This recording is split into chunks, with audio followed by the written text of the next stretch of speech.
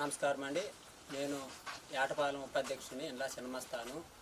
మేము చేస్తున్నటువంటి ఎస్టీ వర్గీకరణ పోరాటం ఈ రోజు నుంచి మేము చేస్తున్నాము. యానాదులకి రావాల్సిన నిధులు కానీ వాళ్ళకి అందాల్సిన అవకాశాలు కానీ రాకుండా పోతున్నాయి. చీకట్లో కొట్టుమిట్టాడుతున్నటువంటి మాకు ఎస్టీ వర్గీకరణ అనేది ఒక దారి అనేది మేము అడుగుతున్నాము. గత ప్రభుత్వాలు చంద్రబాబు నాయుడు గారు చెప్పిన హామీలు మేము నెరవేర్చమని కోరుకుంటున్నాము. మా బిడ్డలు చదువుకునే క్రమంలో కానీ చేసే పనిలో కానీ అందిపుచ్చుకోలేని అవకాశాలు మమ్మల్ని ఎక్కరానికుండా అడుగు అడుగుకి పడిపోతున్నారు. కాబట్టి ఆడపిల్లలైనా మగవాళ్ళైనా కానీ దీని గురించి ఆలోచించి తన కుటుంబాలను కానీ బిడ్డలు కానీ చదివించుకోవాలంటే ఎస్టీ వర్గీకరణ అనేది ఒకటే మార్గం అని అందరూ అనుకొని చేస్తున్నారు. కాబట్టి ప్రభుత్వం మా పట్ల కాస్త జాలిగా చూసి మాకు అందించాల్సినటి వాటా కానీ మాకు అందించాల్సినటి అన్నీ ఇవ్వాలని మేము కోరుతున్నాము. ఏం పని చేస్తున్నావు నువ్వు? మరి ఎట్టా మరి నీ బతుకు తెరివేంది పింఛనేది?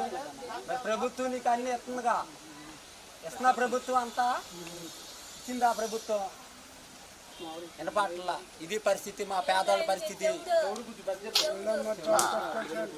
ఎండ్లమ్మట అడుక్కొని బతికే పరిస్థితిలో ఈనాడు పేదవాళ్ళు ఉన్నారు. ఇది ప్రభుత్వం చూడాల్సిన కష్టాలు, ప్రభుత్వం వినాల్సిన బాధలు ఇవి.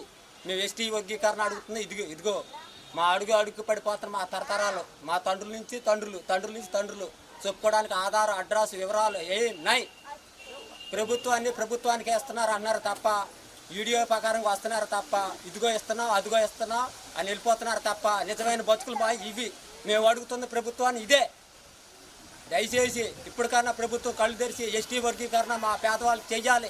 ఆడవాళ్ళకైనా మగవాళ్ళకైనా పిల్లలకైనా పెద్దలకైనా ధర్మం అనేది ఒకటనేది ప్రభుత్వం గుర్తుపెట్టుకొని ప్రజలకి ఇది కరెక్ట్గా చేయాలని న్యాయం కోరాలని ప్రభుత్వం మరి మేము చేసినటువంటి పోరాటం కానీ అంబేద్కర్ గారు రాసిన రాజ్యాంగం పట్ల కానీ మేము అదే ధర్మాన్ని అనుసరిస్తూ అడుగులు వేసుకుంటూ ఆయన ఇచ్చిన మాటల ప్రకారం మేము అనుసరిస్తూనే ఉన్నాం. దయచేసి మీరు మా పేదలను గుర్తించి ఇదిగో ఇలాంటి వాళ్ళు అడుగడికి పడిపోతున్నారు. కాబట్టి ఇలాంటి ఆడవాళ్ళైనా పెద్దవాళ్ళైనా సరైన గుడ్డ, సరైన నీడ, సరైన ఇల్లు, సరైన కొంప లేక బతుకులు అనేటివి ఇలా ఉంటాయా అనే తెలియని పరిస్థితుల్లో ఏడన్నా రేషన్ కార్డు తెచ్చుకోవాలన్నా ఆధార్ కార్డు అడగాలన్నా తెలియదు. ఎక్కడికన్నా వెళ్ళాలన్నా ఊరికి వెళ్ళాలన్నా అది ఏ బస్సు ఎక్కాలో తెలియదు. హాస్పిటల్కి వెళ్ళి ఏది చూపించుకోవాలన్నా ఆ కష్టం తెలియదు. ఆకుపసరలు వేసుకొని కట్లు కట్టుకొని బతికే బతుకులు మావి.